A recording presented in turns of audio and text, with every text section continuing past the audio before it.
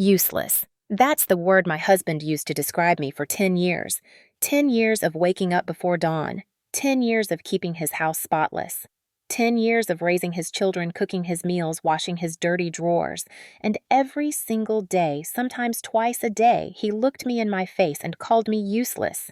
He said it at the dinner table while I served him food. I spent 3 hours cooking.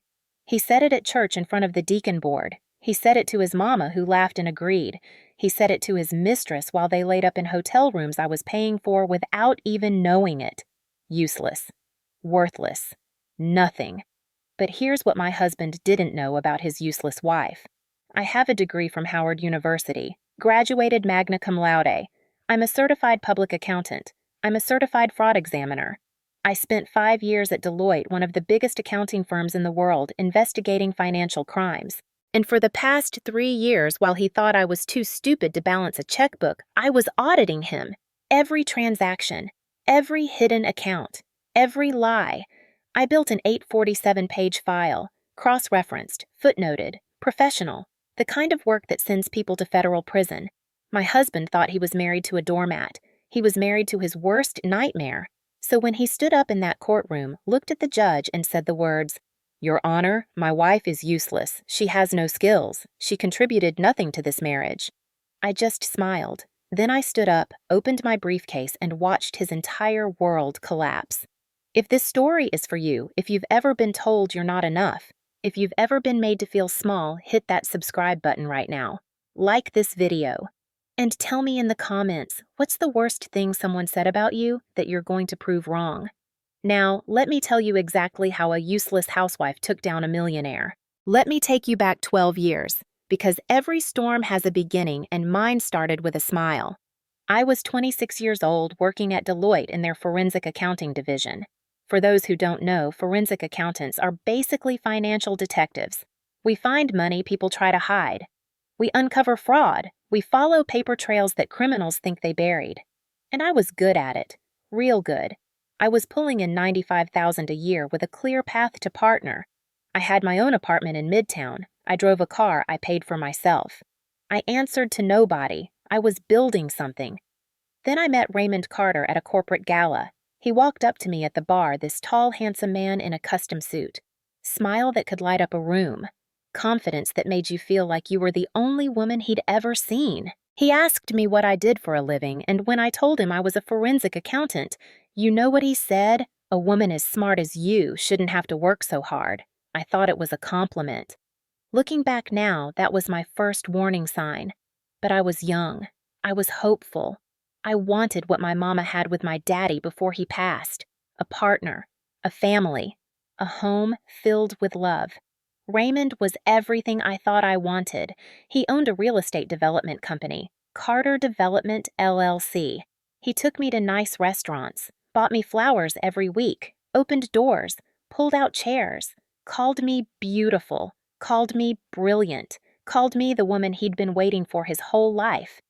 8 months later, he proposed with a 3-carat ring. I said yes before he even finished the question. Our wedding was beautiful. 300 guests. $80,000. My parents paid half because Raymond said he was saving for our future. Another sign I missed. When a man makes more money than you but lets your retired parents pay for your wedding, that tells you something. I just wasn't listening. The first year was good. Not great, but good. Raymond worked a lot. I worked a lot. We were building, or so I thought. Then I got pregnant with Marcus. I'll never forget that conversation. We were sitting on our couch, and I had just told him the news. I was so excited. He took my hands, looked me in the eyes, and said, "Baby, I think you should quit your job."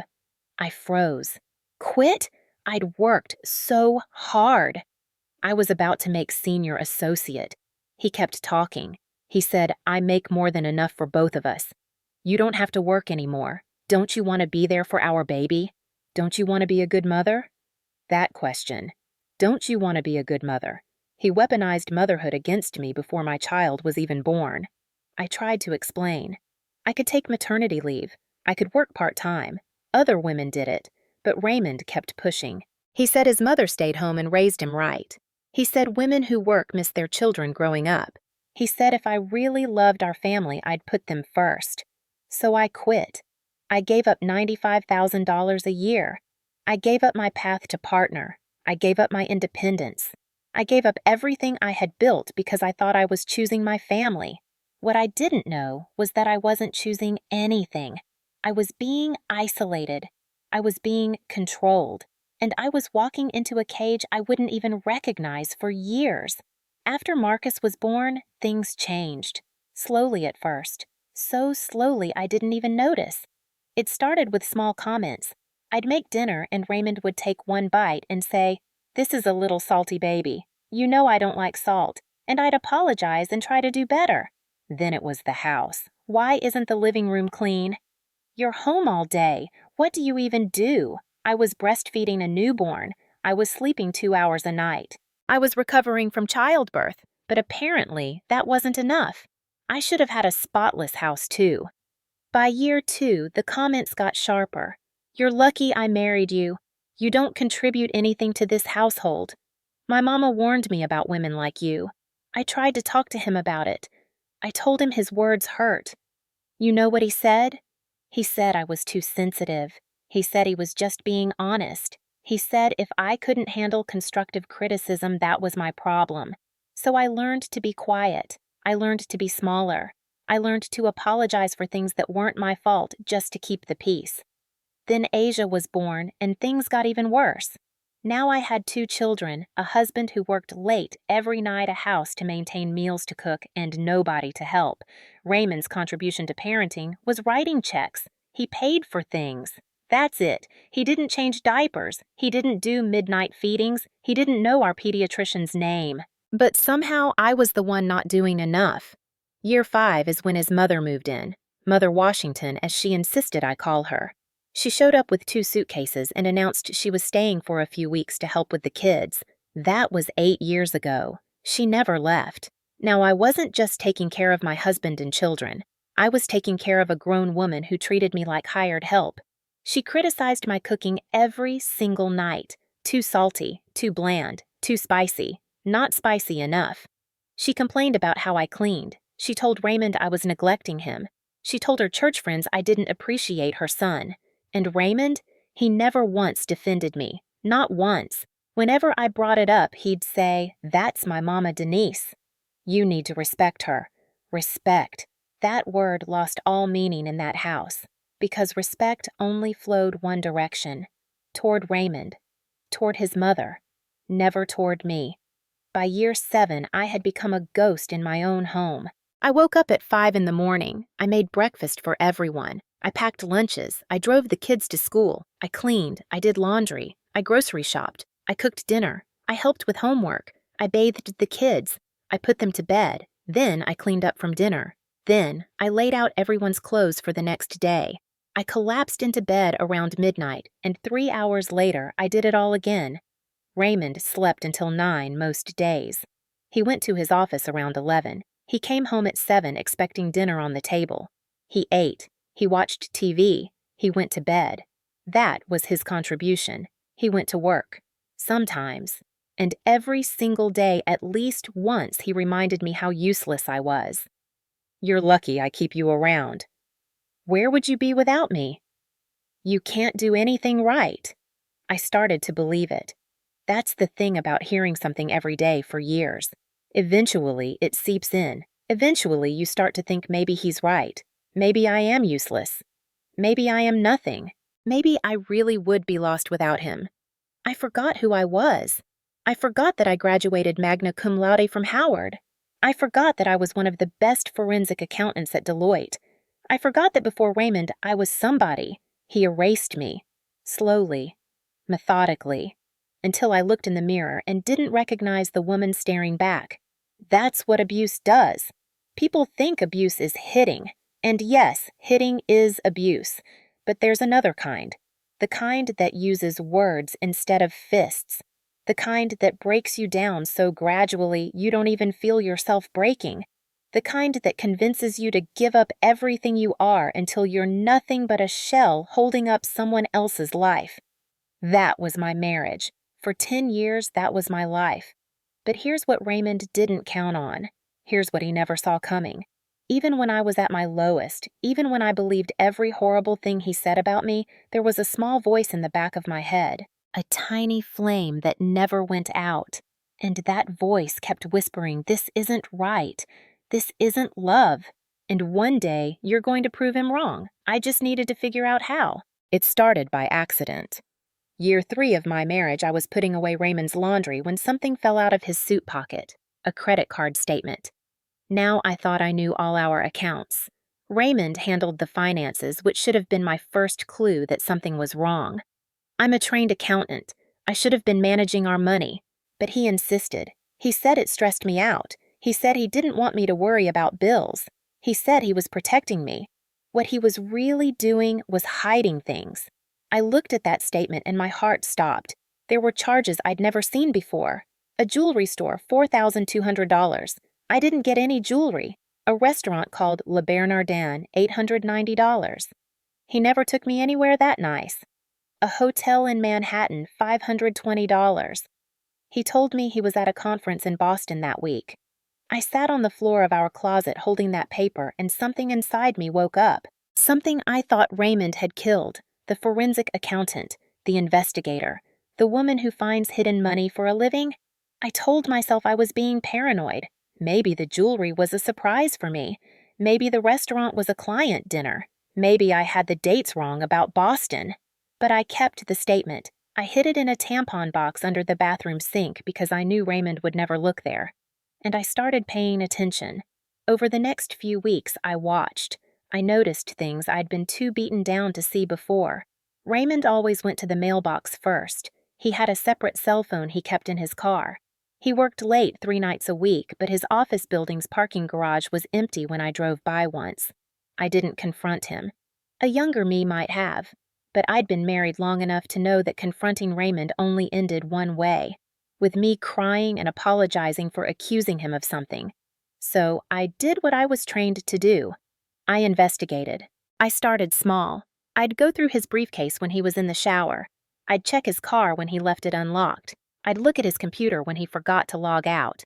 Every piece of information went into a folder I kept at my mama's house. By year 5, I had confirmed the affair. Her name was Monica Wells. 30 years old at the time, worked as his business partner. They'd been together for at least 2 years, maybe longer. I had emails. I had photos our son Marcus accidentally found on Raymond's hidden phone and showed me. I had hotel receipts, restaurant charges, gifts. Most women would have left right then. I almost did. But something made me wait. Call it intuition. Call it my professional training. Something told me there was more to find. So I kept digging. And that's when I discovered the real secrets. See, I'd been so focused on the affair that I almost missed the bigger picture. But one night, I was going through some documents Raymond left on his desk, and I saw something that made my blood run cold. It was a wire transfer confirmation. $200,000, going to an account in the Bahamas, an account I'd never seen before. Now we were comfortable. Raymond's business did well, at least on paper. But we didn't have $200,000 to send anywhere. Our savings account had maybe $50,000. Where did this money come from? I started investigating Raymond's business the same way I used to investigate clients at Deloitte. I pulled public records. I tracked corporate filings. I found shell companies registered to addresses that didn't exist. I traced money flows that made no sense. What I found took me 3 years to fully document. 3 years of late nights after everyone was asleep. 3 years of stolen moments while the kids were at school. 3 years of building a case against my own husband. Here's what Raymond had been doing. First, he was embezzling from his investors. People gave him money to develop real estate projects. He took that money and put it in his own accounts. Then he'd delay the project's claim cost overruns and ask for more money. Classic Ponzi scheme. I documented $1.2 million in stolen investor funds. Second, tax fraud. 5 years of falsified returns. He was underreporting income by hundreds of thousands of dollars a year. He kept 2 sets of books, one for the IRS and one that showed what he actually made. Third, money laundering. He created fake invoices from fake companies, paid those invoices with investor money, then transferred the funds to offshore accounts. The Bahamas account was just the start. He had money in the Cayman Islands and Delaware LLCs in cryptocurrency wallets. Fourth, and this one still makes me sick, he had a safety deposit box at a bank downtown, in Monica's name, full of cash. $75,000 just sitting there. Total hidden assets. $1.37 million, and here I was asking permission to buy new shoes for our children. But the worst thing I found, the thing that pushed me from investigation to war. 8 months ago, I discovered that Raymond had transferred our house to Monica's name. Our house. The house I cleaned every day. The house I raised my children in. The house I thought was our family home. He forged my signature on the deed transfer, had it notarized by one of Monica's friends. And just like that, I didn't own my own home anymore. He was planning to divorce me. He was going to leave me with nothing. He was going to take my children to live with his mistress in my house. And he thought I was too stupid to see it coming. That's when I stopped just documenting. That's when I started preparing. See, while Raymond thought I was a useless housewife, I had also been working. Not at his company. Not anywhere he could see. I reconnected with Patricia, my best friend from Howard. She's a corporate attorney now. She started sending me freelance forensic accounting work. Nothing big at first. Small audits, document reviews. Things I could do from my laptop while the kids were at school. I opened my own bank account. A P.O. box for statements. Everything in my name only. I deposited every check I earned. In 5 years, I saved $287,000. Raymond thought he controlled all our money. He didn't even know this money existed. So when I found out about the house, about his plans to leave me destitute, I wasn't scared. I was ready. I called Patricia. I told her everything. She connected me with Victoria Stone, the best divorce attorney in the city. Some people call her the closer because she never loses. Victoria reviewed my evidence and she said something I'll never forget. She said, "Mrs. Carter, in 27 years of practice, I have never seen a case this well prepared. Not from another attorney. Certainly not from a client. Your husband is not just going to lose this divorce. Your husband is going to prison." I asked her what we should do. She smiled and said we wait. We let him make his move. We let him commit to his lies. And then we destroy him. I kept playing the useless housewife. I kept cooking his dinners and washing his clothes and saying yes, sir, and no, sir. Every insult he threw at me I filed away. Every cruel word became fuel. Every time he called me useless, I added another page to my binder. He thought he was breaking me down. He was building my case, and I waited. I waited for him to make his move, because I knew it was coming. I could feel it, the way he looked at me, the way he talked about the future without including me in it, the way Monica started calling more often, not even trying to hide it anymore. Raymond thought he was the one in control. He thought he was the one with the plan. He had no idea who he was really married to. 2 months ago. That's when everything changed. It was a Saturday. Raymond's parents were visiting from Charlotte. I'd been cooking since dawn. Pot roast macaroni and cheese, collard greens, cornbread, sweet potato pie. I set the table with our good china. Had the kids dressed nice. I even put on makeup, something I rarely did anymore, because Raymond said I was wasting money on things that didn't matter. Raymond walked in around 6. He was supposed to be there at 4. He said he was at the office finishing up some paperwork. But I knew where he really was. I always knew. I just never said anything.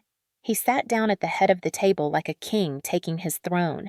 His mother sat to his right, looking around my house like she owned it, which technically she didn't. But Monica did now thanks to her son's forgery. I served everyone. I made Raymond's plate first, just how he liked it. Extra gravy, meat on the bone.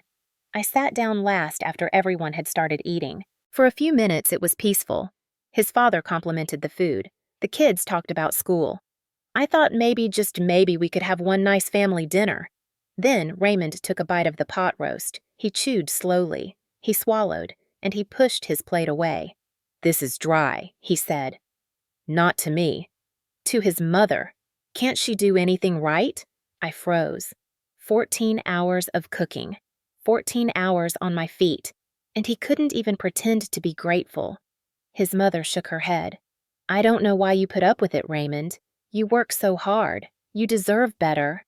Raymond laughed, a cold, bitter laugh that made the children stop eating. "You know what, Mama?" You're right. I do deserve better. I've spent 10 years taking care of this woman, 10 years providing for her, 10 years carrying her dead weight. And what do I get? This. He gestured at the food, at the table, at me. She can't work, can't cook, can't keep house. All she does is spend my money and complain. I should have married someone with ambition, someone who could actually contribute something. The children were watching. Marcus was 15, then Asia was 12. They heard every word. They always heard everything. I sat there in silence. I'd learned that responding only made it worse. But inside, I was counting the days until I'd make him eat every single one of those words. Raymond wasn't done. He looked directly at me, and I saw something in his eyes I hadn't seen before. Hatred. Pure hatred. You're useless, Denise. Absolutely useless. The most useless woman I've ever known. His father cleared his throat uncomfortable. Raymond, son, maybe we should talk about this later. But Raymond ignored him. He was on a roll now. 10 years of cruelty building to this moment. You know what, Denise, I'm done. I want a divorce. Nobody moved. Nobody breathed. I'm done pretending. I'm done waiting. I want out, and I want out now. I looked at him, calm, steady. I'd been waiting for this moment for 3 years. Okay, I said. He blinked. He expected me to cry, to beg, to fall apart. That's what I would have done 5 years ago. Okay, that's all you have to say. I nodded. If you want a divorce, Raymond, then let's get divorced. I'll have my lawyer contact yours. His face twisted. Your lawyer? You don't have a lawyer. You don't have anything. You couldn't afford a lawyer if your life depended on it. I didn't respond. I just started clearing the table. Raymond stood up, towering over me. Let me tell you how this is going to go. You have 3 days to pack your things and get out of my house. Your house! He grabbed my arm, hard enough to leave a mark. He'd done that before, but never in front of his parents. This is my house. Everything here is mine. I worked for it. I paid for it. You contributed nothing. So you get nothing. Take your clothes and go. The kids stay with me.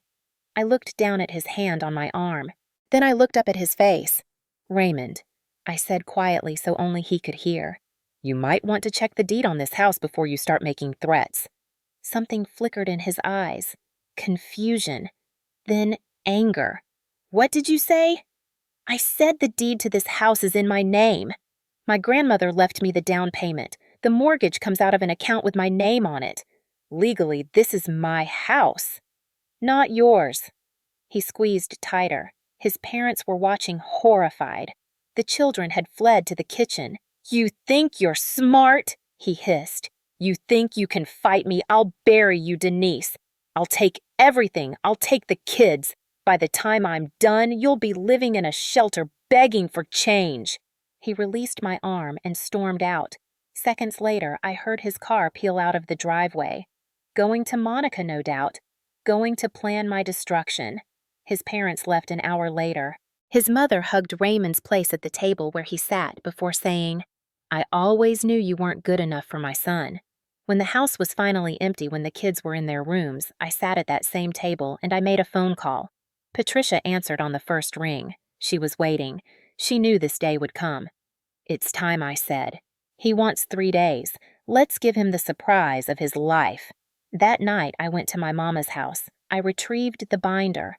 All 847 pages of it.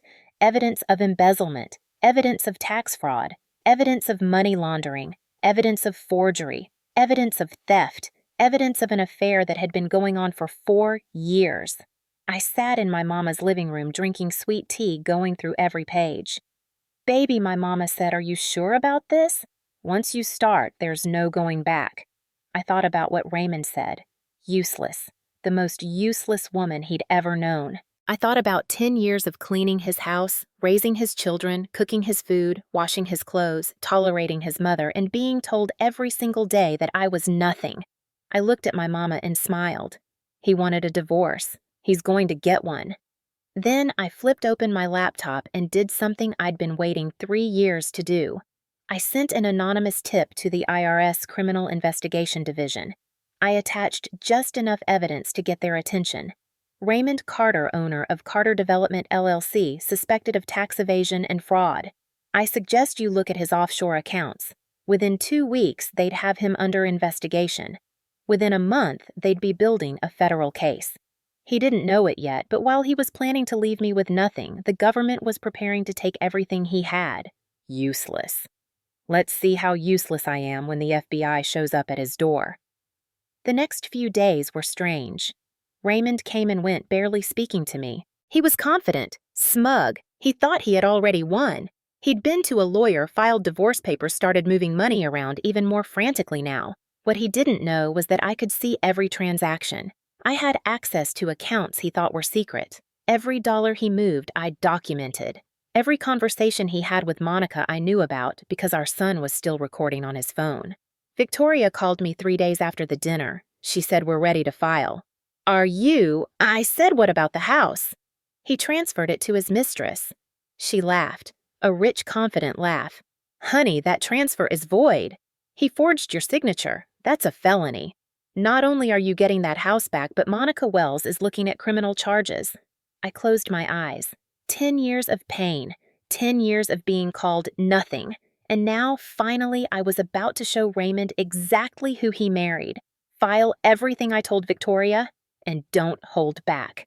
3 days later, Raymond was served divorce papers at his office, in front of his staff. The look on his face when he opened that envelope must have been something, because what he expected was a simple form, an uncontested divorce, a beaten woman giving up.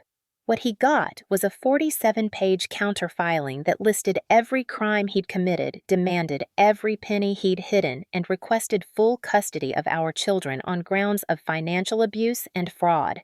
He called me, screaming, "What the hell is this? Where did you get a lawyer? How do you know about these accounts?" I listened to him rage for about 30 seconds. Then I said something I'd been wanting to say for 10 years. "I'm not the useless woman you think I married, Raymond. I'm a certified fraud examiner, and I've been auditing you for 3 years. See you in court." Then I hung up, and for the first time in my marriage, I felt free. The court date was set. 3 weeks away. 3 weeks until Raymond would learn exactly how badly he had underestimated me. 3 weeks until every lie he told would collapse around him. He wanted a war, he was about to get one, and I was just getting started. The deposition was held 3 weeks before trial. Raymond's lawyer, a slick man named Harrison Webb, who charged $500 an hour, thought he was about to tear apart a poor little housewife who didn't know her rights. He had no idea what was coming. The room was cold. Fluorescent lights buzzed overhead. Raymond sat across from me smirking. His lawyer had a stack of papers questions designed to make me look incompetent. My lawyer, Victoria Stone, sat beside me looking calm, almost bored. Mrs. Carter Webb began, "Can you state your current occupation?" "I'm a homemaker," I said softly, playing the part. "And have you been employed at any point during your marriage?" "No'm." Raymond's smirk grew wider. Victoria didn't move. "So you have not contributed financially to your household in approximately 10 years, is that correct?" I paused, looked down at my hands. "That's correct, Mrs.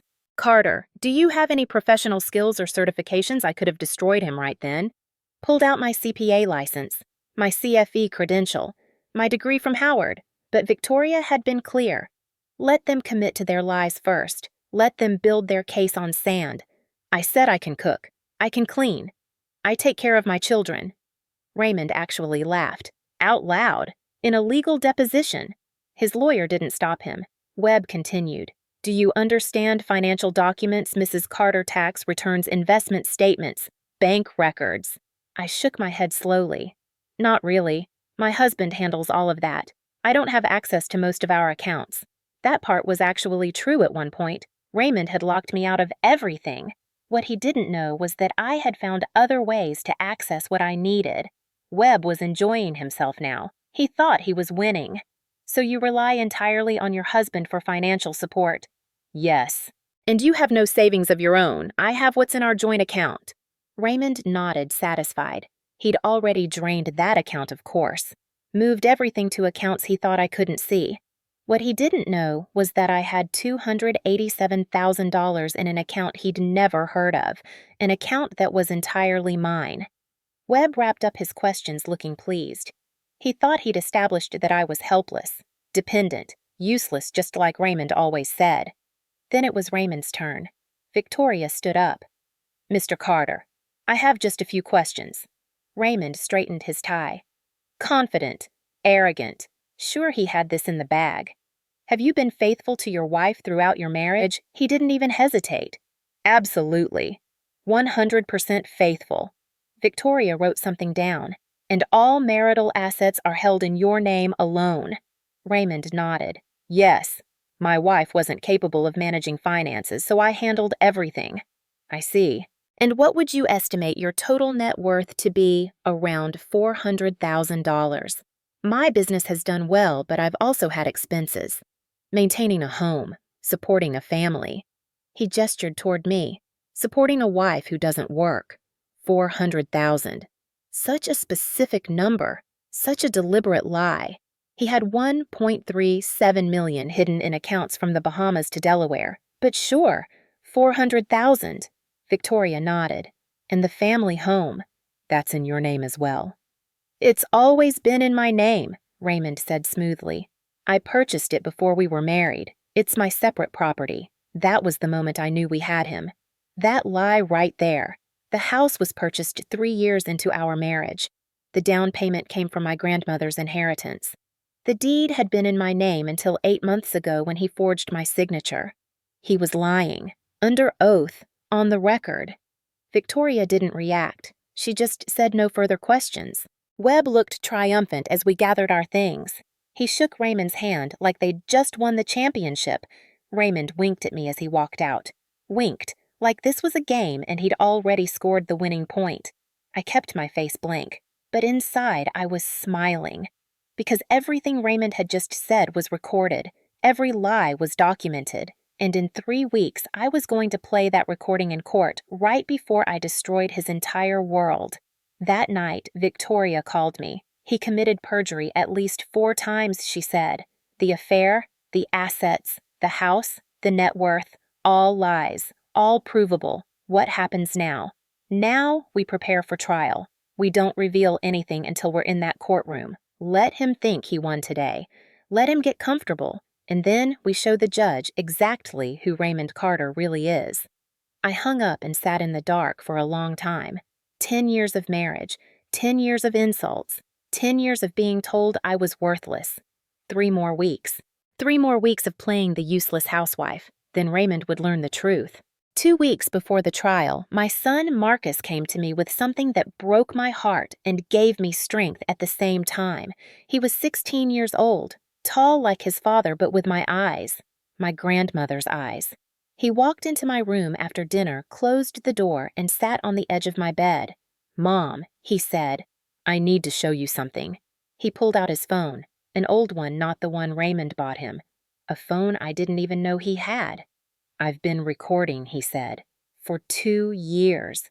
Every time Dad said something to you, every time he called you names, every time he talked about you when he didn't think I could hear." "Baby," I whispered. 2 years. He nodded. His jaw was tight. His eyes were hard. He looked so much older than 16. "I knew something was wrong, Mom. I knew the way he treated you wasn't right. I just didn't know what to do. So I started recording. I thought maybe someday you'd need proof. Maybe someday you'd fight back." He handed me the phone. Over 200 recordings. 2 years of evidence. My son had been building a case right alongside me, and I never knew. I pressed play on the first one. Raymond's voice filled the room. "You're useless, Denise. Completely useless. I don't know why I waste my time." Another recording, this one from just a few months ago. Raymond on the phone in his office at home. He thought he was alone. "Yeah, baby, I'm going to tell her this weekend. Yeah, Monica, I know. She's not going to fight it. She can't. She's too stupid to even try. Once this divorce is done, you and me are going to have everything. The house, the cars, everything she's been slaving for. She won't get a dime." I listened to that one 3 times. Every she was me. Every cruel word was about me, and he thought I was too stupid to fight back. There was more. Recordings of Raymond talking to his mother about how I was a burden. Recordings of Raymond telling Monica that the kids would adjust once I was gone. Recordings of Raymond threatening to make my life a living hell if I didn't give him what he wanted. And then there was one more, from a few weeks ago, after the dinner when he announced the divorce. Raymond was in the kitchen. He didn't know Marcus was outside the window recording. Mom, 3 days. That's all I gave her. 3 days to pack up and get out. She's not going to fight me. She can't. She doesn't have a dollar to her name. I control everything, and even if she tried to get a lawyer who's going to believe her, she's just a useless housewife. Nobody's going to take her seriously. Then he laughed, a cold, cruel laugh. By this time next month, I'll be in this house with Monica. The kids will forget about their mother in a year, and Denise, she'll probably end up back with her mama wondering where her life went wrong. I turned off the phone. My hands were shaking, not from sadness, from rage. Marcus was watching me. Are you going to use these, Mom? I looked at my son, my child who had spent 2 years protecting me the only way he knew how. Yes, baby, I said. Every single one. He nodded. Then he handed me a folder. One more thing. I found these in Dad's desk. Bank statements, wire transfers, account numbers, documents I hadn't been able to access through my usual channels. Raymond kept them locked in his office, but Marcus had found the key.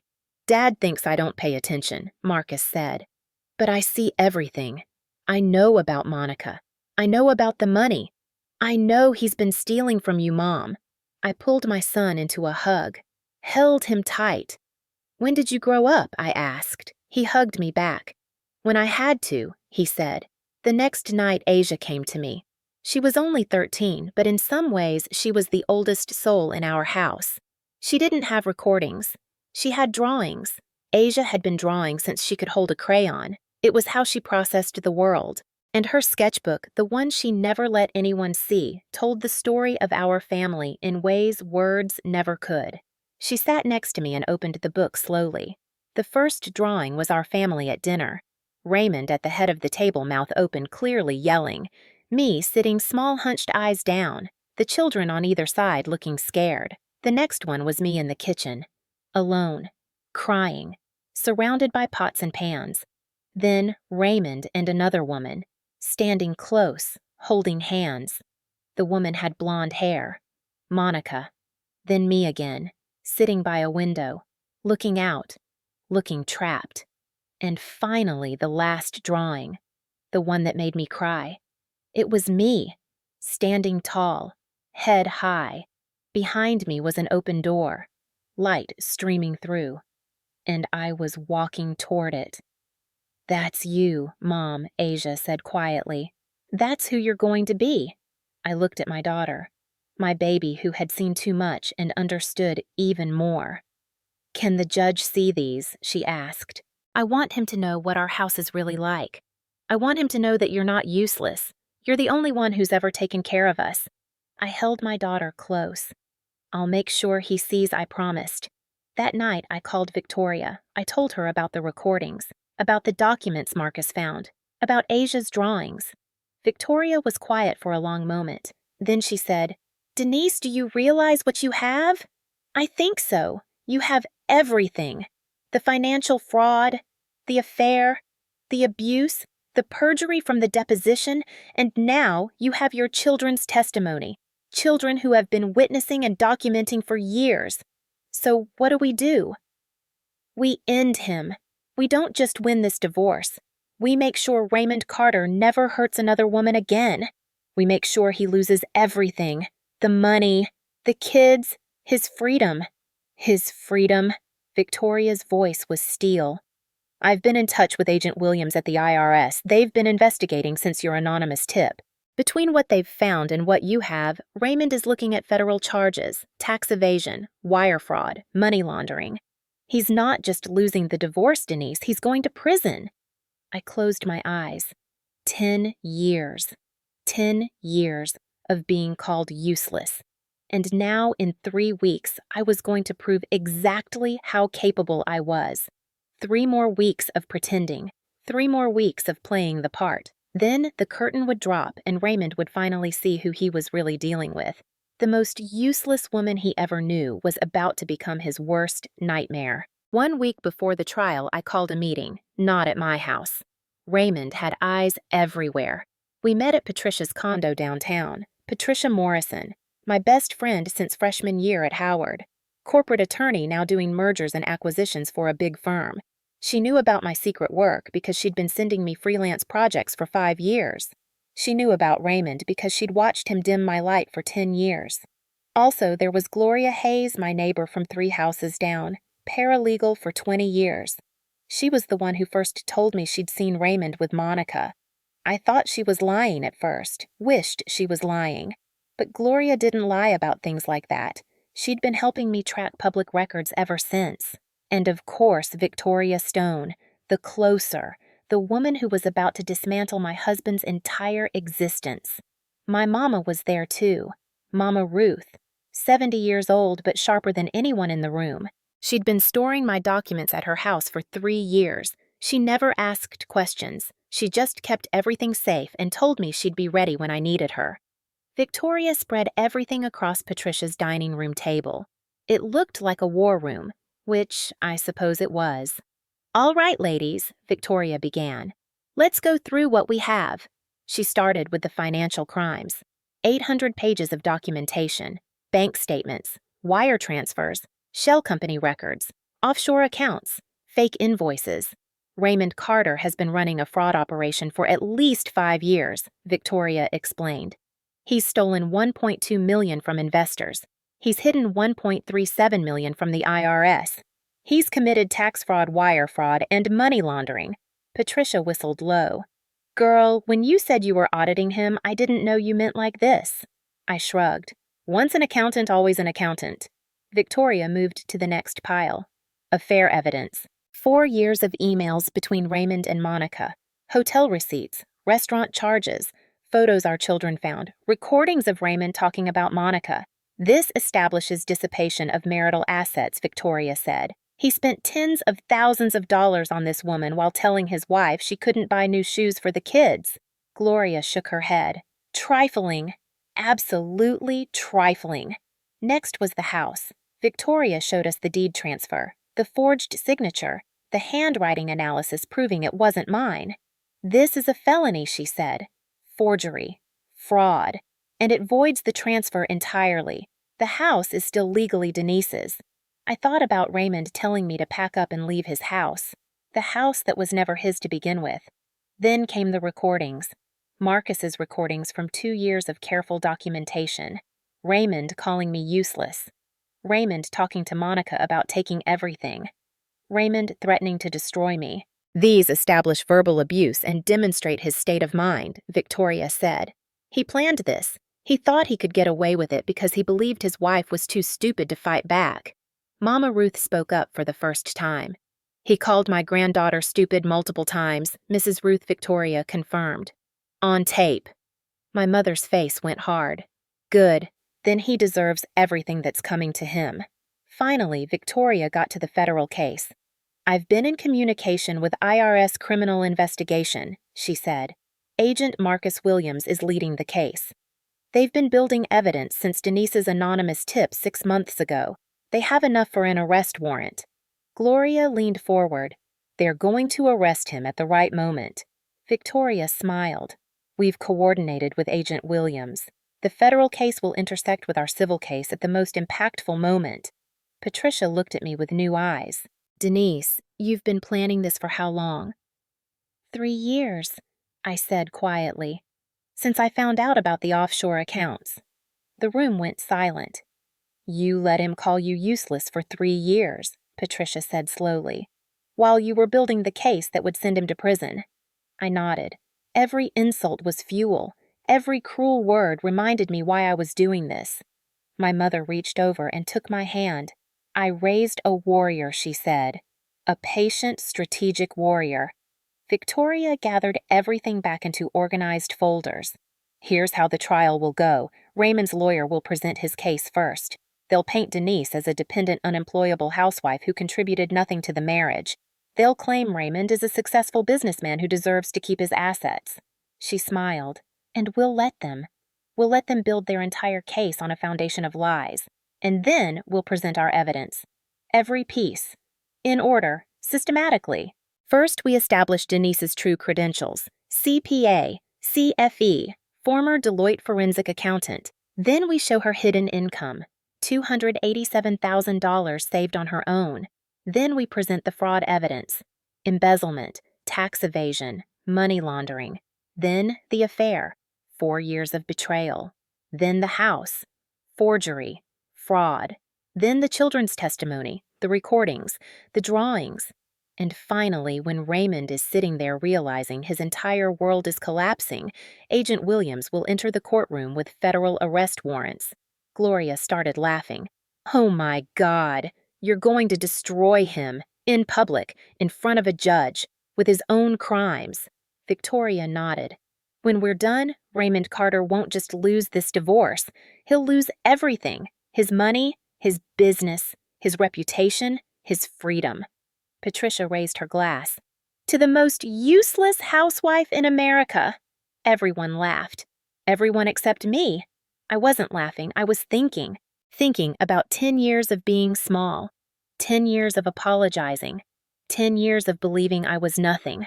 I wasn't nothing. I was never nothing. I was just waiting for the right moment, waiting until I had everything I needed. And now I did. 1 week. 1 more week of pretending. 1 more week of yes, dear, and I'm sorry, and of course, Raymond. Then the truth would come out, and Raymond would finally understand who he'd been sleeping next to all these years. Not a useless housewife, a hunter, and he was my prey. The night before the trial, I couldn't sleep. Not because I was nervous. I'd spent 3 years preparing for this moment. I wasn't nervous. I was ready. I sat in my kitchen at 2 a.m, the house quiet around me. Raymond wasn't home.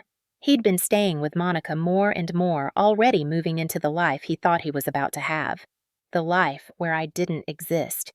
I looked around the kitchen, the stove where I'd cooked thousands of meals that were never good enough, the sink where I'd washed dishes until my hands cracked, the table where I'd heard myself called useless more times than I could count. Tomorrow, this would all change. I thought about the woman I was 12 years ago, the one who walked into that corporate gala in her best dress feeling confident and capable, the one who had a career, a future, a sense of self-worth. I thought about what Raymond had done to that woman, how he'd dismantled her piece by piece, how he'd convinced her to give up everything and then punished her for having nothing. He called me useless. But who made me that way? Who told me to quit my job? Who cut me off from my friends? Who controlled every dollar? Who criticized everything I did until I was afraid to try anything? He created the useless woman he complained about, and then he blamed me for being what he made. Not anymore. At 6 a.m, I showered. I did my hair. Nothing fancy, just neat, professional. I put on the suit I'd been saving, navy blue, sharp, the kind of suit I used to wear to court when I testified as an expert witness for Deloitte. I looked in the mirror and didn't see the beaten-down housewife Raymond saw. I saw Denise Michelle Carter, CPA, CFE, mother, survivor, warrior. The kids were already awake. Marcus came down first, dressed in a button-down shirt and khakis, his court clothes. He looked serious, older than his years. "You ready, Mom?" he asked. Ready. Asia came down in a nice dress, her sketchbook clutched to her chest. She'd selected specific drawings to show the judge, the ones that told our family's real story. "Is it going to be scary?" she asked quietly. I knelt down to her level. "It might be a little scary. But you know what's scarier? Living like we've been living. After today, that's over. I promise." She nodded. Then she hugged me tight. "I'm proud of you, Mom," she whispered. "You're not useless. You never were." I held my children close. These two who had witnessed so much, who had suffered alongside me, who had built evidence in their own ways, trying to protect their mother the only way they knew how. Whatever happened today, I had already won, because I had them, and they chose me. My mama arrived at 8. She was driving us to the courthouse. Patricia and Gloria would meet us there. Victoria was already preparing. Baby mama said when she saw me, "You look like yourself again." I smiled. I am myself again. The drive to the courthouse felt surreal. 10 years of marriage coming down to this one day. 3 years of investigation reaching its conclusion. Countless hours of work all leading to a single moment. Raymond's car was already in the parking lot when we arrived, his fancy Mercedes that I'd helped him afford. He'd probably driven here feeling confident, smug, sure that his useless wife would crumble under pressure. He was in for a surprise. Victoria met us at the entrance. She was calm, professional, carrying a large briefcase full of evidence. "Are you ready?" she asked. "I've been ready for 3 years." She nodded. "Then, let's end this." We walked into the courthouse together, my children behind me, my mother beside me, my lawyer leading the way. I saw Raymond in the hallway. He was with his lawyer, Harrison Webb, and Monica. She was there, sitting in a witness chair like she belonged there, like she'd already won. Raymond looked up and saw me. For a second, something flickered in his eyes. Uncertainty, maybe. I looked different today. I stood different. I moved different. But then he smirked. "Same old Raymond, still confident, still arrogant. Good luck," he called out as we passed. "You're going to need it." I didn't respond. I just kept walking. Because Raymond didn't know what was in that briefcase. He didn't know about the recordings, the documents, the federal investigation. He didn't know that his entire life was about to collapse in front of a judge, his mistress, and everyone he thought he'd fooled. He thought he was about to destroy his useless wife. He was about to find out just how wrong he was. The bailiff called our case. I took a deep breath, walked through those courtroom doors, and prepared to introduce Raymond Carter to the woman he should have feared all along. The courtroom was smaller than I expected. Wood-paneled walls, harsh fluorescent lighting, the American flag hanging limp in the corner. This was where marriages came to die, where families were divided, where the truth was supposed to come out. Today, it finally would. Judge Patricia Hammond presided, a black woman in her 60s with silver-streaked hair and no patience for nonsense. I'd researched her, 23 years on the family court bench, known for being fair but fierce. She'd seen every lie, every manipulation, every tactic. Nothing got past her. Raymond sat at the plaintiff's table with his lawyer. He was wearing his most expensive suit, the one he bought for important client meetings. He wanted to look successful, powerful, like a man who had built everything from nothing. I sat at the defendant's table with Victoria. My briefcase was beside me, 847 pages of evidence organized, tabbed, ready. Raymond's lawyer stood first, Harrison Webb, tall, silver-haired, expensive, the kind of lawyer who charged by the word. "Your Honor, Webb began, my client Raymond Carter comes before this court seeking a fair dissolution of his marriage to Denise Carter. For the past 10 years, Mr. Carter has been the sole provider for his family. He built a successful real estate development company from the ground up. He maintained the family home. He supported a wife who unfortunately chose not to contribute to the marriage in any meaningful way." I kept my face neutral. "Let him talk. Let him dig his grave." Webb continued. "Mrs. Carter has no employment history for the past decade. She has no professional skills. She has no income, no savings, and no ability to support herself. Mr. Carter, out of generosity, is willing to provide limited support during the transition, but he requests that the marital assets which he alone earned remain with him." Raymond nodded along, looking solemn. "Playing the long-suffering husband." Additionally, Webb said Mr. Carter requests primary custody of the minor children. He has been the stable presence in their lives. He has the financial resources to provide for them. Mrs. Carter, while well-meaning, simply does not have the capability to raise these children in the manner they've become accustomed to. I glanced at Marcus and Asia sitting behind me with my mama. Their faces were stone. They knew what was coming. Webb sat down. Raymond patted him on the shoulder. Confident, sure this was almost over. Judge Hammond looked at Victoria. "Your response, counselor." Victoria rose slowly. She was in no rush. She had all day. "Your Honor," she began, "I'd like to start by calling Mr. Carter to the stand." Raymond's lawyer looked surprised. Usually, the defendant presented their case after the plaintiff rested, but Victoria had requested a non-traditional format, and the judge had allowed it. Raymond walked to the witness stand. He was sworn in, settled into his chair, and smiled at the judge like they were old friends. Victoria approached him slowly. "Mr. Carter," she said, "you testified in your deposition that you have been completely faithful throughout your marriage. Is that correct?" Raymond nodded. "Absolutely. I've never strayed. And you testified that all marital assets are in your name because your wife wasn't capable of managing finances. Is that correct?" "That's right." "Denise has never been good with money. You also stated that your net worth is approximately $400,000. Is that still your testimony?" "Yes." "My business has done well, but I have significant expenses. And you stated that the family home has always been in your name alone, that it was your separate property from before the marriage." Raymond shifted slightly. "That's correct." Victoria nodded. "No further questions for now." "Your Honor, but I'd like to reserve the right to recall Mr. Carter." The judge agreed. Raymond returned to his seat looking confused. That was too easy, too simple. He knew something was wrong, but he couldn't figure out what. Victoria turned to the judge. "Your Honor, I'd like to present evidence that directly contradicts Mr. Carter's testimony." Webb jumped up. "Objection. This is highly irregular." Judge Hammond waved him down. "This is my courtroom, counselor. I'll determine what's irregular. Proceed, Ms. Stone." Victoria walked to my briefcase. She opened it slowly, deliberately. Raymond watched his confident smile fading. "Your Honor, Victoria said I'd like to submit into evidence a collection of documents compiled by my client, Mrs. Denise Carter." She pulled out the first folder. "Exhibit A, Mrs. Carter's Bachelor of Science degree in accounting from Howard University. Graduated magna cum laude." She handed it to the bailiff. Raymond's face went pale.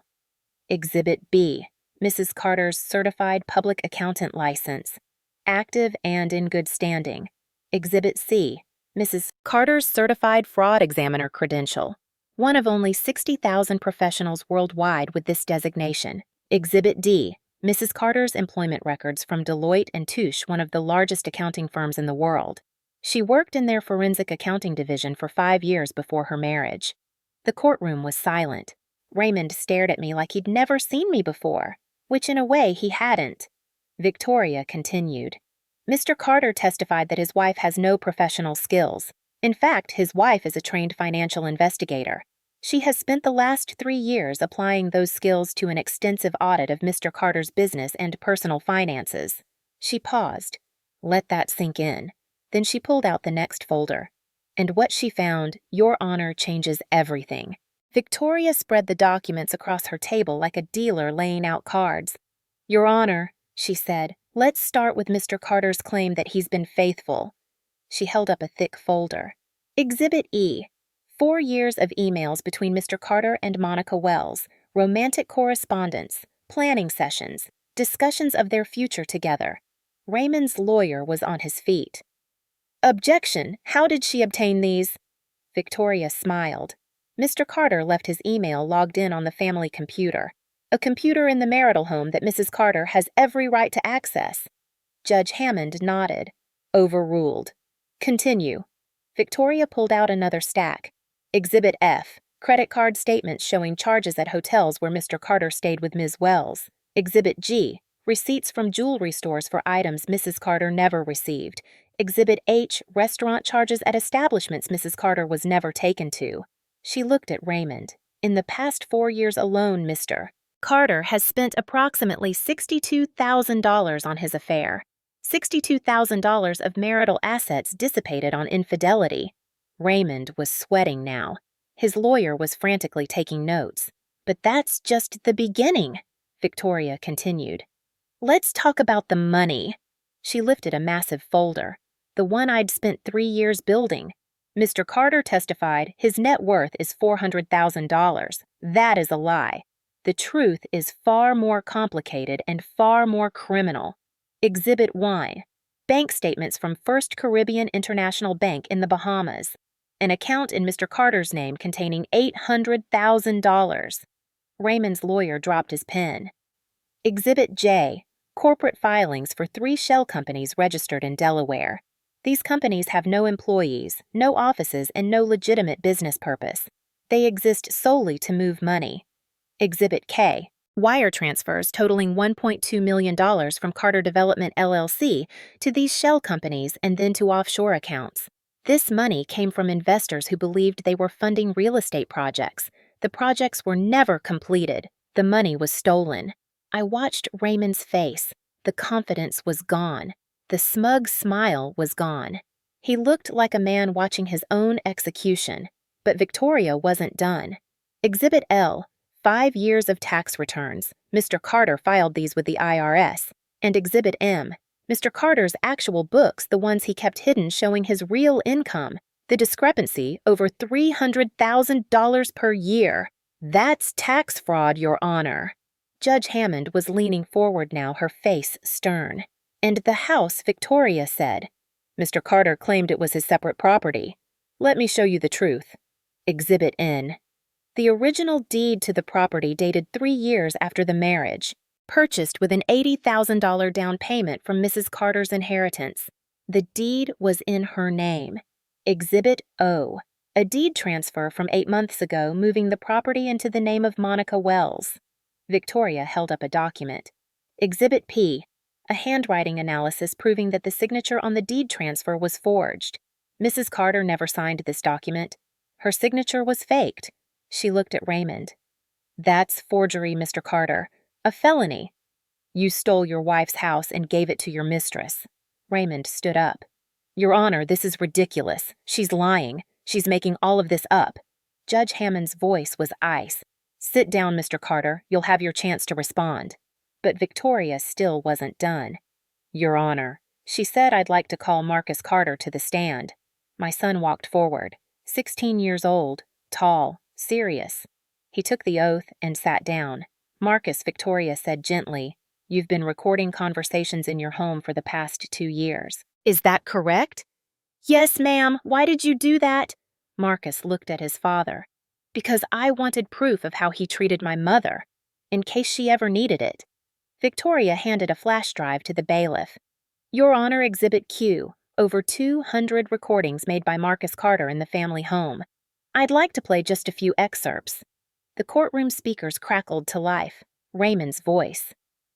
You're useless, Denise. Completely useless. I don't know why I waste my time.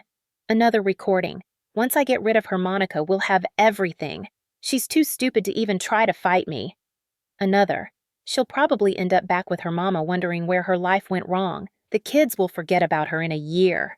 Each recording was worse than the last.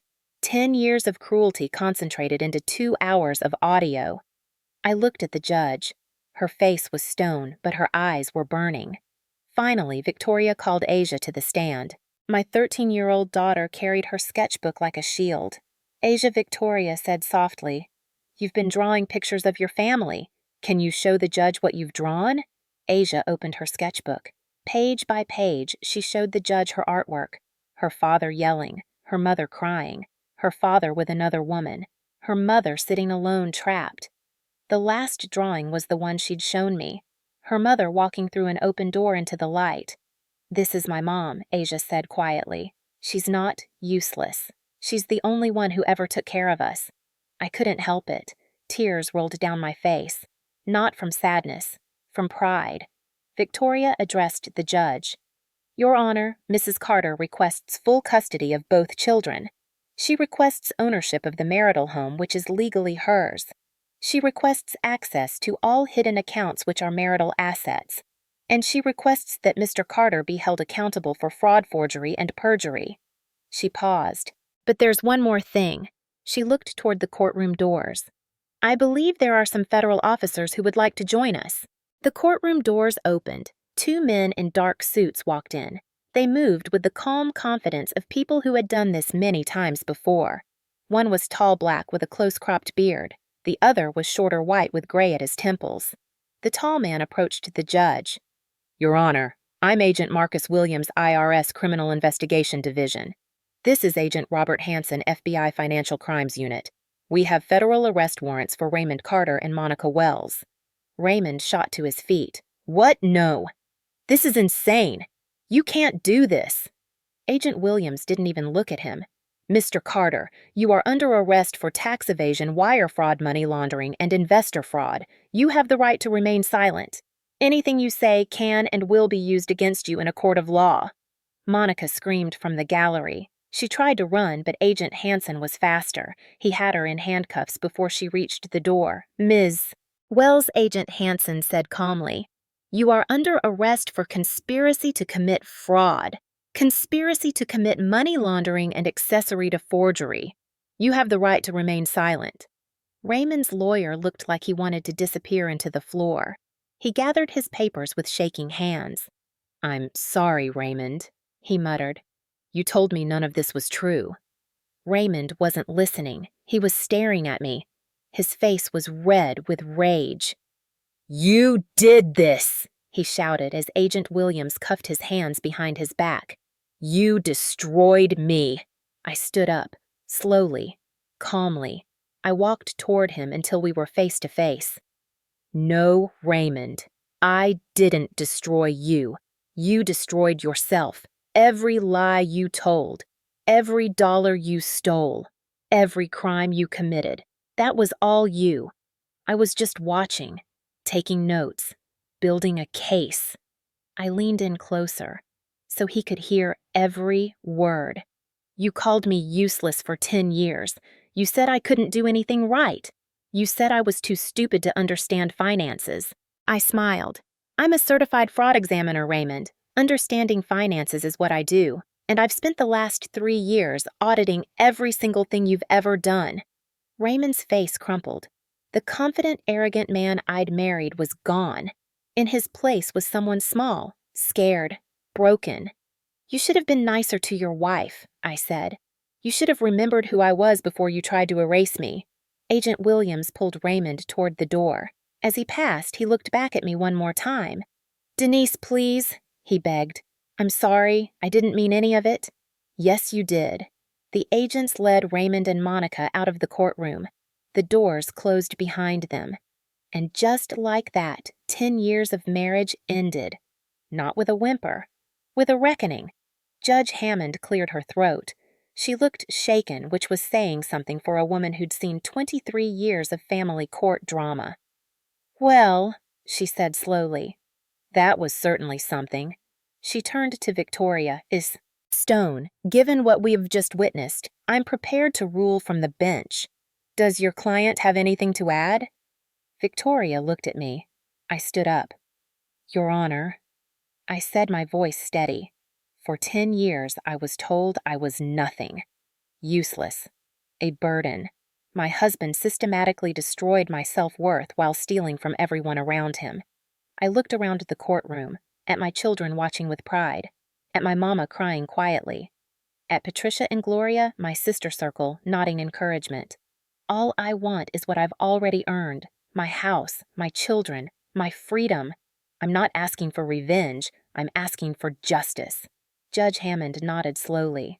Mrs. Carter, she said, in all my years on this bench, I have never seen a case quite like this. Your husband committed fraud upon this court. He lied under oath. He attempted to steal your home, your assets, and your children. She picked up her gavel. It is the ruling of this court that the divorce is granted. Full custody of both minor children is awarded to Mrs. Denise Carter. The property transfer to Monica Wells is void due to forgery. The family home remains with Mrs. Carter. All hidden assets discovered by Mrs. Carter are declared marital property. Upon resolution of the federal case, Mrs. Carter is entitled to her equitable share. Mr. Carter is ordered to pay child support in the amount of $3,000 per month until each child reaches the age of 18. He is ordered to pay spousal support of $2,000 per month for 5 years. Finally, Mr. Carter is barred from contacting Mrs. Carter or the minor children except through legal counsel. She brought the gavel down. This court is adjourned. I stood there for a moment. unable to move. It was over. It was finally over. Then my children rushed to me. Marcus wrapped his arms around me. Asia buried her face in my shoulder. We held each other in the middle of that courtroom, crying and laughing at the same time. Mama came next, then Patricia, then Gloria, then Victoria, who never hugged clients but made an exception today. "You did it," Patricia said. "Girl, you actually did it." I looked toward the door where Raymond had been taken away. "No," I said. "We did it." The aftermath hit the news within hours. Local businessman arrested for fraud. Wife exposes husband's crimes. Useless housewife turns out to be forensic accountant. The headlines didn't bother me. Let people talk. They'd only know the surface anyway. They'd never know the 10 years of pain that came before. The 3 years of patient investigation. The countless nights I lay awake planning and praying and wondering if I'd ever be free. Now I was. Raymond's federal trial happened 6 months later. The evidence was overwhelming. My documentation, combined with what the IRS had gathered, painted a picture of systematic fraud spanning years. He got 6 years in federal prison. Monica got 3+ permanent revocation of her business credentials. Raymond's mother tried to defend him at sentencing. She said I had manipulated him, driven him to it, that everything was my fault. The judge wasn't having it, Mrs. Carter, the judge, said referring to me didn't make your son steal from investors. She didn't make him commit tax fraud. She didn't make him forge his wife's signature. She simply documented what he did and had the courage to expose it. His mother stopped speaking to me after that. I was fine with it. 3 months after the trial, the house officially became mine again. The forged deed was voided, the title cleared. I walked through those rooms differently now, not as a prisoner, as the owner. I repainted every wall. New colors, brighter. Mine. I got a dog. A rescue named Justice. The kids thought that was hilarious. And slowly, carefully, I started to rebuild my life. My secret income, the $287,000 I'd saved, turned out to be just the beginning. Once the hidden accounts were unfrozen and the marital assets were divided, I received my equitable share. After taxes and legal fees, I had enough to start over properly. I opened my own firm, Carter Forensic Consulting. I specialize in helping women discover hidden assets during divorce. I know all the tricks because I lived them. I know where men hide money because I found it all in my own marriage. First-year revenue was $340,000. Not bad for a useless housewife. But money was never the point. Freedom was. 1 year later, I'm sitting on my porch on a Sunday afternoon. The air smells like fall. Leaves are turning gold and red. Justice is sleeping at my feet. Inside, Marcus is packing for college. Howard University, my alma mater, full scholarship for academics. I told him I could pay, but he wanted to earn it himself. That boy makes me proud every single day. Asia is in her room working on her podcast. She started it 6 months ago. Stories of resilience. Women who survived hard things and came out stronger. She has 50,000 subscribers now. She interviews me sometimes, asks me about the case, about Raymond, about what I learned. What I learned is this. You don't have to fight back the moment someone hurts you. Sometimes you have to wait, build your strength, gather your evidence, and strike when you're ready, not when they expect it. My phone buzzes. It's Patricia. Girl, she texts. You see the news Raymond got denied parole. 6 more months at least. I don't feel anything when I read that. No joy, no satisfaction, just nothing. Raymond stopped mattering to me the moment those courtroom doors closed behind him. I have my children. I have my home. I have my work. I have my sister circle. I have my mama who comes over every Sunday for dinner. I have myself. Finally, after 10 years of losing her, I have myself back. There's a knock at the door, a client, a woman named Teresa who found out her husband has been hiding money in his brother's name. She's scared. She thinks she has no options. She thinks she's trapped. I let her in, pour her some tea, listen to her story. Then I tell her mine.